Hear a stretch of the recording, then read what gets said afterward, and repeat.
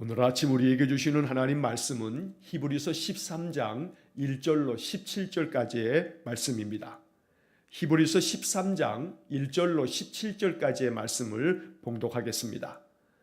형제 사랑하기를 계속하고 손님 대접하기를 잊지 말라. 이로써 부지 중에 천사들을 대접한 이들이 있었느니라. 너희도 함께 갇힌 것 같이 갇힌 자를 생각하고 너희도 몸을 가졌은즉 학대받는 자를 생각하라. 모든 사람은 결혼을 귀히 여기고 침소를 더럽히지 않게 하라. 음행하는 자들과 간음하는 자들을 하나님이 심판하시리라. 돈을 사랑하지 말고 있는 바를 족한 줄로 알라.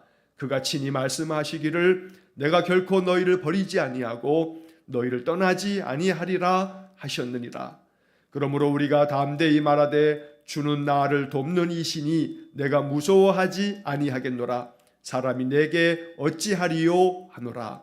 하나님의 말씀을 너희에게 일러주고 너희를 인도하던 자들을 생각하며 그들의 행실의 결말을 주의하여 보고 그들의 믿음을 본받으라. 예수 그리스도는 어제나 오늘이나 영원토록 동일하시니라. 여러 가지 다른 교훈에 끌리지 말라. 마음은 은혜로서 굳게함이 아름답고 음식으로서 할 것이 아니니 음식으로 말미암아 행한 자는 유익을 얻지 못하였느니라. 우리에게 제단이 있는데 장막에서 섬기는 자들은 그 제단에서 먹을 권한이 없나니 이는 죄를 위한 짐승의 피는 대제사장이 가지고 성소에 들어가고 그 육체는 영문 밖에서 불사름이라. 그러므로 예수도 자기 피로써 백성을 거룩하게 하려고 성문 밖에서 고난을 받으셨느니라. 그런즉 우리도 그의 치욕을 짊어지고 영문 밖으로 그에게 나아가자. 우리가 여기에는 영구한 도성이 없으므로 장차 올 것을 찾나니 그러므로 우리는 예수로 말미암아 항상 찬송의 제사를 하나님께 드리자. 이는 그 이름을 증언하는 입술의 열매니라. 오직 선을 행함과 서로 나누어 주기를 잊지 말라. 하나님은 이 같은 제사를 기뻐하시느니라. 너희를 인도하는 자들에게 순종하고 복종하라. 그들은 너희 영혼을 위하여 경성하기를 자신들이 청산할 자인 것 같이 하느니라. 그들로 하여금 즐거움으로 이것을 하게 하고 근심으로 하게 하지 말라. 그렇지 않으면 너희에게 유익이 없느니라. 아멘. 자, 오늘 우리에게 주시는 하나님 말씀 히브리서 13장 1절로 17절까지의 말씀을 읽었습니다. 이제 내일 18절부터 13장 마지막까지 우리가 또 읽으면 히브리서의 묵상이 다 끝나게 됩니다. 자, 히브리서 13장의 이 말씀은 12장에 이어서 바로 13장의 말씀도 믿음의 조상들, 믿음의 선진들의 그 믿음을 우리가 이어받고 계승해야 되는데 그 믿음의 바통을 이어서 우리가 신앙의 삶을 살아갈 때 어떻게 살아가야 하는지 신앙의 실천적인 모습들을 계속해서 권면하고 있습니다. 12장도 그렇고 13장도 그렇고 믿음의 사람들이 우리의 신앙의 삶을 어떻게 살아가야 하는가, 어떠한 모습으로 어떤 자세로 어떻게 행하면서 살아가야 하는가라고 하는 것들을 권면하고 있는 말씀들입니다. 그래서 이 말씀을 읽으면서 하나님께서 우리의 마음 가운데 깨달음을 주셔서 이렇게 해야겠구나, 이런 마음의 자세를 가져야겠구나 라고 하는 그런 마음의 결단이 있기를 간절히 원합니다. 자, 먼저 1절의 말씀을 보면 형제 사랑하기를 계속하고 라고 말씀합니다. 언제나 내 주변에 내 형제들 이웃들을 늘 사랑하되 그것을 계속하라, 멈추지 말고 계속하라고 권면하고 있습니다. 자, 이 말씀 속에는 이 히브리서 기록자가 이 히브리서의 말씀을 이제 받아들어 이 말씀들을 읽고 있는 초대교회의 성도들에게 너희들이 형제 사랑하기를 지금 잘하고 있는데 이 형제 사랑하는 일을 계속하라 라고 말씀하는 겁니다. 여기서 형제라고 하는 것은 믿음의 성도들을 일컫는 말이기도 하고 또한 동시에 내 주변에 있는 그러한 사람들을 형제와 같이 여기며 그들을 늘 존중하고 또 사랑하라 라고 하는 그런 말씀입니다. 사랑의 계명은 하나님께서 우리에게 명하신 가장 큰 계명입니다. 하나님을 사랑하는 것과 이웃을 자기 자신같이 사랑하라. 이것이 모든 율법과 선지자의 강령이다 라고 주님께서도 말씀해 주신 바가 있습니다. 자, 이 형제 사랑하는 사랑의 실천의 삶에 대한 부분에 이어지는 2절의 말씀은 구체적으로 이렇게 권면합니다. 2절에 형제 손님 대접하기를 잊지 말라. 이로써 부지 중에 천사들을 대접한 이들이 있었느니라. 자, 1절에서 형제 사랑에 대해서 말씀하는데 2절에서는 이것을 손님 대접하는 것으로 이제 말씀을 이어갑니다. 손님을 대접하는 것을 잊지 말아라. 이 손님 대접하는 거 이거 참으로 복된 것인데, 왜냐하면 믿음의 조상들 가운데서 이렇게 손님을 대접하는 가운데 부지 중에 내가 알지 못하는 사이에 천사들을 대접한 사람들이 있다라고 말씀하는 겁니다. 자, 창세기 18장을 읽다 보면 아브라함이 자기를 찾아온 사람들을 아주 극진하게 대접하는 장면이 나옵니다. 그런데 나중에 보았더니 그 대접해 드렸던 그 분들이 바로 하나님 보내신 사자들, 하나님의 천사들이었음을 창세기 18장이 이야기하고 있습니다. 그래서 이 2절 말씀은 창세기 18장의 그 아브라함을 대표적으로 우리가 예를 들어서 말할 수가 있습니다. 항상 내 주변에 있는 사람들에게 내가 할 수 있는 한에 있어 잘 대접할 줄 아는 마음, 이것은 물질로도 또 음식으로도 또 혹은 마음으로도, 아니 말 한마디 한마디라도 우리가 그 사람들을 존중히 여기며 그를 위하는 마음으로 대접하는 그런 마음을 갖는 것, 이것이 바로 천사들을 대접하듯 하나님 섬기는 마음이다 라고 이렇게 말씀하는 것입니다. 또한 아울러 3절의 말씀에서는 너희도 함께 갇힌 것 같이 갇힌 자를 생각하고 너희도 몸을 가졌은즉 학대받는 자를 생각하라. 어려움 가운데 처해 있는 사람들을 돌아볼 줄 알아야 한다.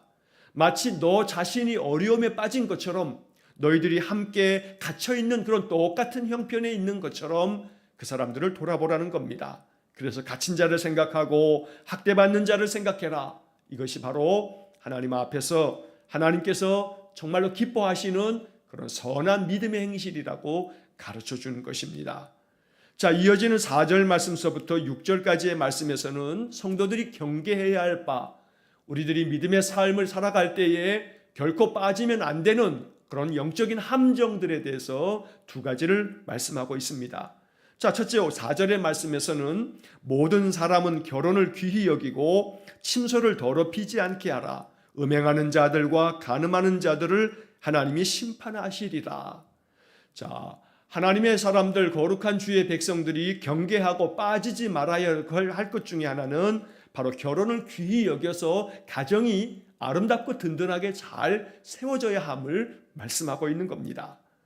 이 가운데서 이 가정이 잘 세워져 감에 있어서 가정을 허무는, 아주 이 가정을 무너뜨리는 것들 중에 하나가 바로 그것이 성적인 타락인데, 침소를 더럽히지 않게 하라 라고 하는 것은 가정 안에서 남편과 아내가 서로 사랑하고 아름다운 부부의 생활을 하는 이것을 통해서 그 가정을 귀하게 세워가야 되는데, 그렇지 않음으로 말미암아 음행하고 간음함으로 말미암아 그 침소가 더럽혀지고 가정이 깨어지는 것, 이거 하나님께서 원치 아니하시는 것이고 이것은 너희들 자신을 무너뜨리는 것이다 라고 말씀하고 있는 것입니다.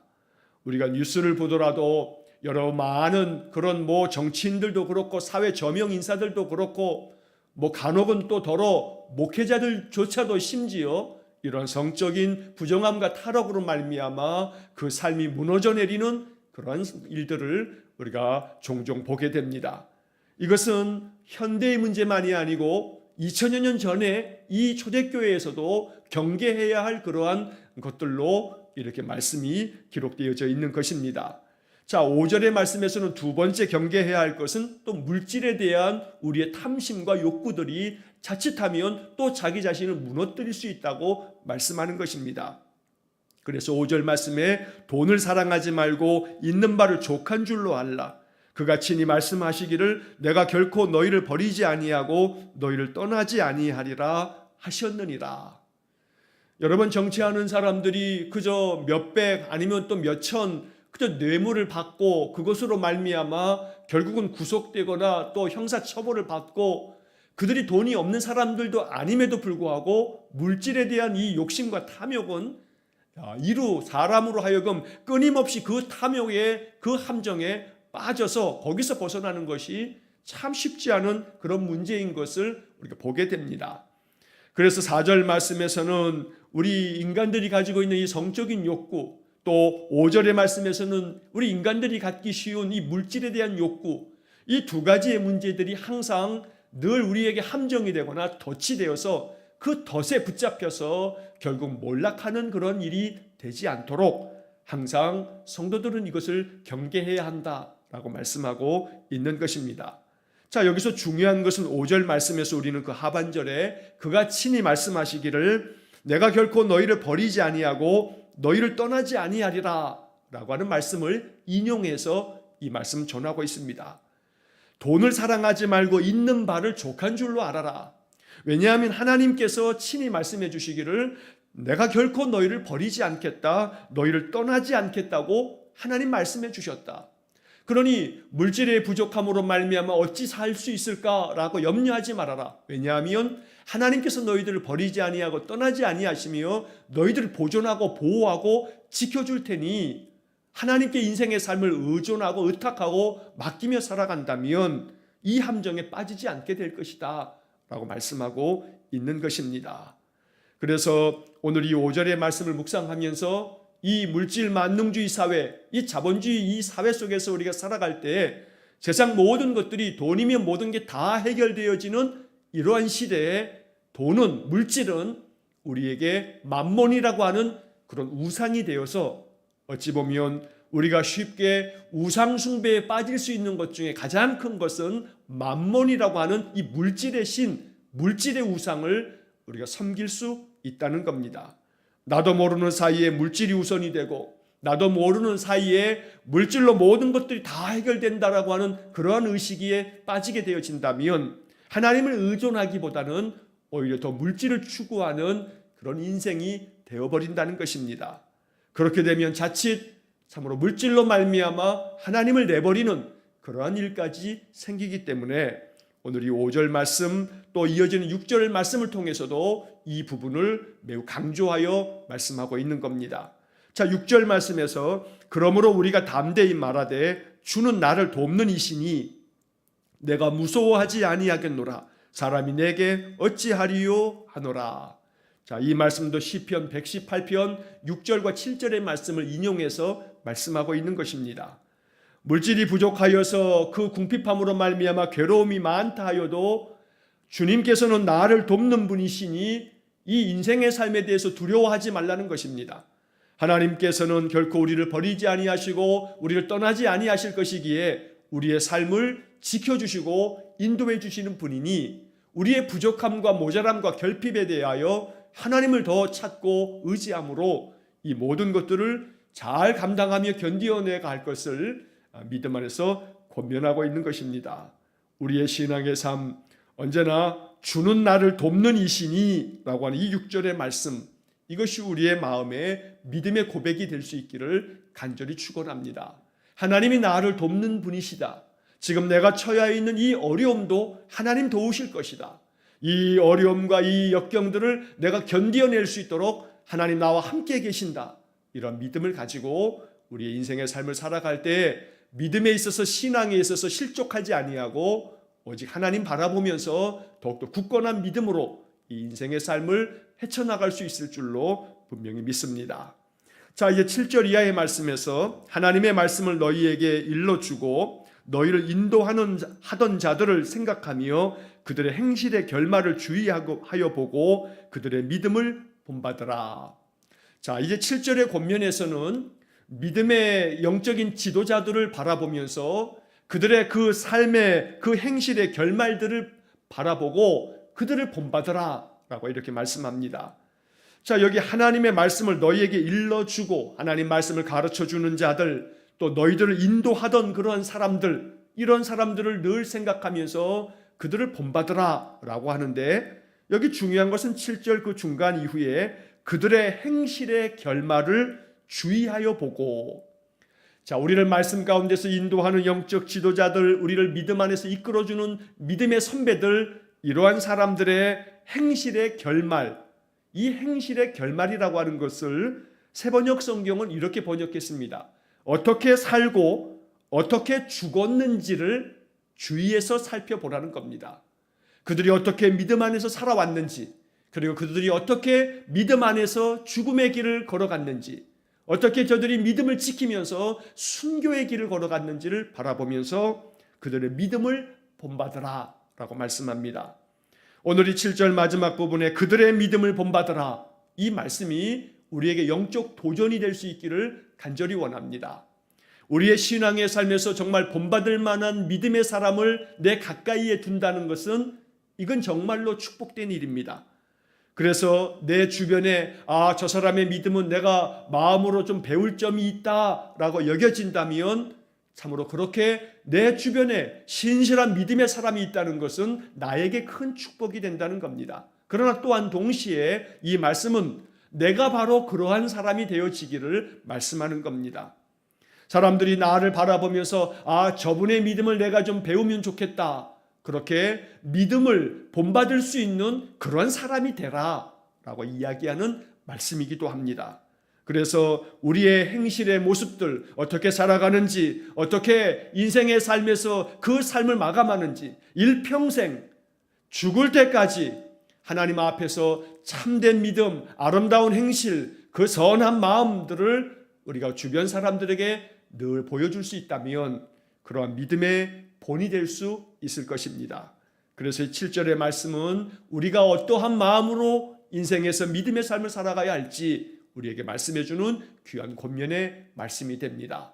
다른 사람들에게 본이 되어질 수 있는, 나는 예수를 본받는 자이며 너희는 나를 본받는 자가 되라고 고린도전서 11장 1절에서 사도 바울이 고린도 교회 교인들에게 말씀한 것처럼 우리는 언제나 예수 그리스도를 본받는 삶을 살아가고 말씀을 통해서 내 행할 바를 늘 발견하고 깨닫고 그렇게 말씀대로 순종하며 살아감으로 말미암아 우리 주변에 있는 사람들이 우리의 아름다운 그런 믿음과 삶의 모습을 그렇게 늘 마음에 존중하며 배워갈 수 있는 그러한 본이 되어지는 삶이 되기를 원합니다. 자, 8절의 말씀에서 이 유명한 말씀, 예수 그리스도는 어제나 오늘이나 영원토록 동일하시니라. 예수 그리스도는 어제나 오늘이나 영원토록 항상 한결같으시고 변함이 없으시다는 겁니다. 그렇기 때문에 우리가 주님을 의지하고 주님을 바라볼 수 있는 것입니다. 우리 주님은 우리 인간들이 그러한 것처럼 그저 손바닥 뒤집듯이 변덕이 심한 분이 아닙니다. 언제나 일정하게 한결같은 마음으로 변함없이 우리를 사랑하시며 우리를 기다리시며 우리를 붙잡아 주십니다. 우리가 연약하여 실수하고 죄를 짓고 하나님 떠나는 일이 있어도 우리 주님은 결코 우리를 버리지 아니하시고 우리를 끝까지 붙잡고 계시면서 우리에게 한량없는 은혜를 베풀어 주시는 것입니다. 그러므로 내가 이렇게 하나님 앞에서 신실하게 믿음의 삶을 살지 않으면 하나님이 나를 떠나실 거야 라고 하는 생각은 사탄이 주는 생각일 뿐입니다. 우리의 연약함에도 불구하고 우리가 죄 가운데 있을 때에도 우리 주님께서는 우리를 위하여 탄식하며 기도하시며 우리를 붙잡고 계실 분이시지 결코 우리의 행실에 따라서 변하시는 분이 아니라는 것입니다. 그래서 영원토록 동일하신 예수 그리스도를 늘 바라보면서 우리의 믿음의 삶을 살기를 간절히 원합니다. 자, 9절의 말씀에 보면 여러 가지 다른 교훈에 끌리지 말라. 마음은 은혜로서 굳게 함이 아름답고 음식으로서 할 것이 아니니 음식으로 말미암아 행한 자는 유익을 얻지 못하였느니라. 자, 이 9절의 말씀 좀 우리가 주의해서 읽어야겠는데, 자, 앞에서는 여러 가지 다른 교훈에 끌리지 말라, 헛된 그런 교훈에 빠지지 말라는 겁니다.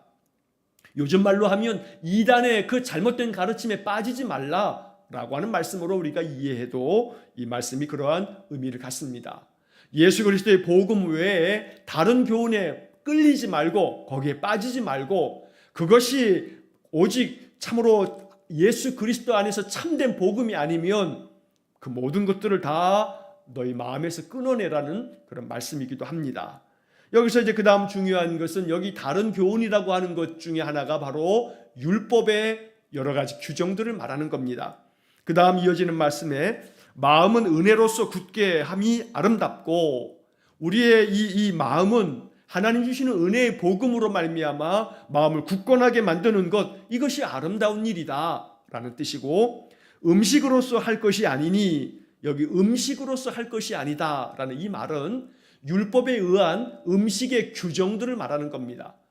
율법에는 여러 가지 음식에 대한 규례가 많습니다. 이것은 먹어야 되고 이것은 먹지 말아야 하고, 먹을 때는 이렇게 해야 되고 저렇게 해야 되고, 심지어 이 음식에 관한 이 많은 규정 때문에 복음서에서 예수님은 바리새인들하고 늘 자주 다툼을 벌였습니다. 마태복음 15장의 말씀에 보면 서기관과 바리새인들이 예수님의 제자들을 막 비난하고 예수님 비난합니다. 왜냐하면 예수님 제자들이 손을 씻지 아니하고 음식을 먹은 겁니다. 자, 왜 당신들의 제자들은 장로의 전통에 따라서 율법이 가르쳐주는 대로 정결하게 손을 깨끗이 씻고 음식을 먹어야 되는데 손도 안 씻고 음식을 먹습니까? 이거 하나님의 법을 어기는 겁니다 라고 이렇게 비난을 합니다.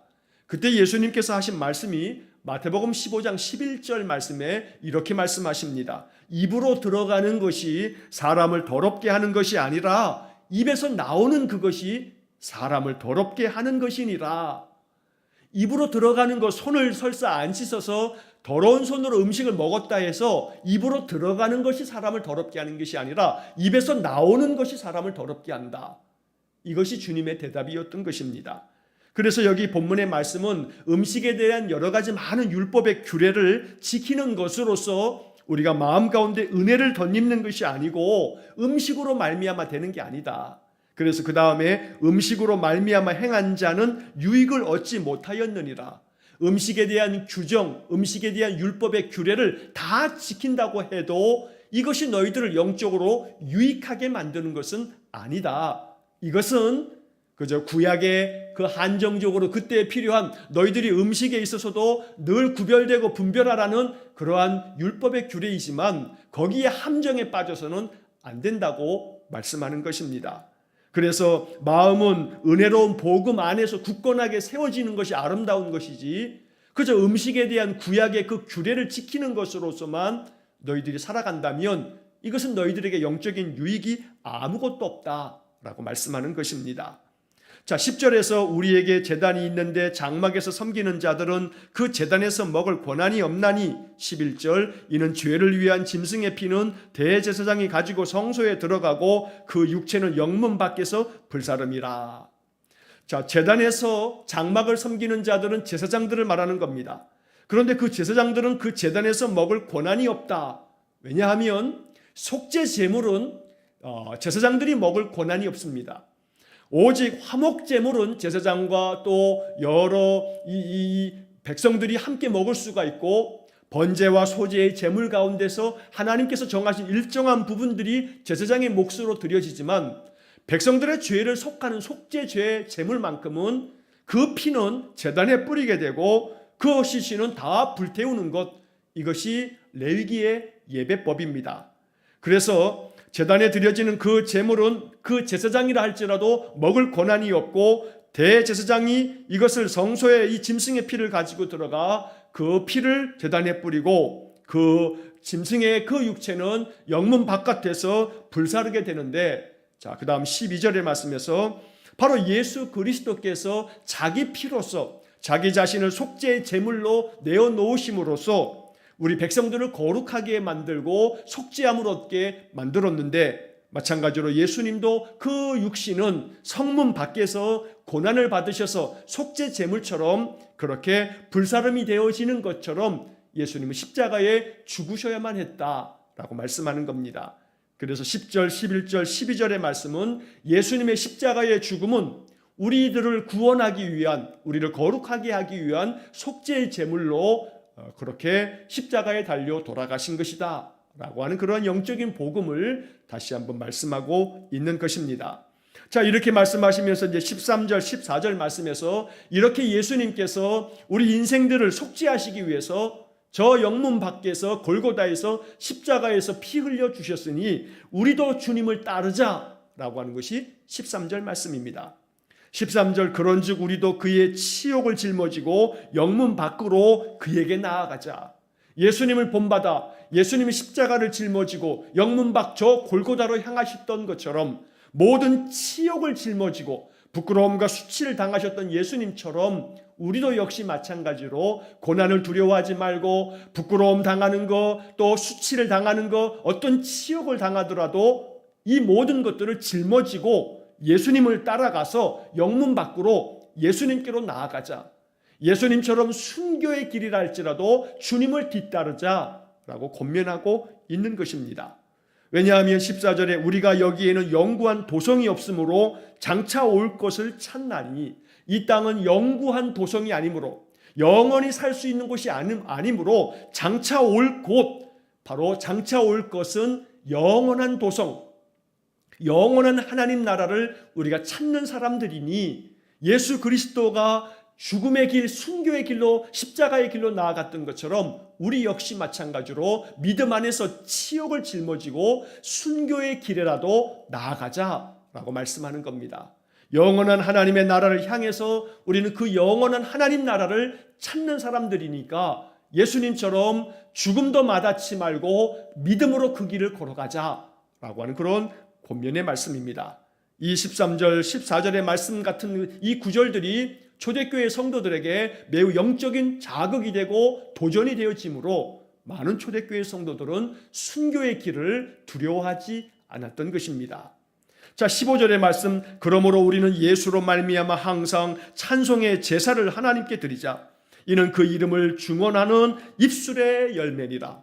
찬양의 제사, 찬송의 제사, 이것이 입술의 열매다. 언제나 찬양으로 하나님께 예배하고 우리를 위하여 속죄의 십자가를 지신 예수 그리스도로 말미암아 항상 찬송의 제사를, 찬송의 예배를 드리는 것, 이것을 권면하고 있습니다. 16절, 오직 선을 행함과 서로 나누어 주기를 잊지 말라. 하나님은 이 같은 제사를 기뻐하시느니라. 참된 예배는 예배당에서 찬송하고 기도하고 말씀 듣는 것으로만 끝나는 것이 아니라 우리의 삶의 자리에서 오직 선을 행하는 것, 또 앞서도 말씀 나누었던 2절의 말씀처럼 손님 대접하기를 잊지 말라, 서로 나누어 주기를 잊지 말라. 이것이 바로 하나님은 이러한 제사를 기뻐하신다, 이것이 곧 하나님께 드려지는 예배다라고 말씀하는 겁니다. 예배당에서의 예배만이 예배가 아니고 우리의 삶의 자리에서 우리 가까운 우리의 만나는 우리의 이웃들에게 우리가 나누어 주기를 기뻐하고 선을 행할 수 있는 것, 그래서 믿음을 실천하는 삶의 자리가 바로 예배의 자리요, 그것이 곧 하나님 받으시는 제사다, 예배다라고 말씀하고 있는 것입니다.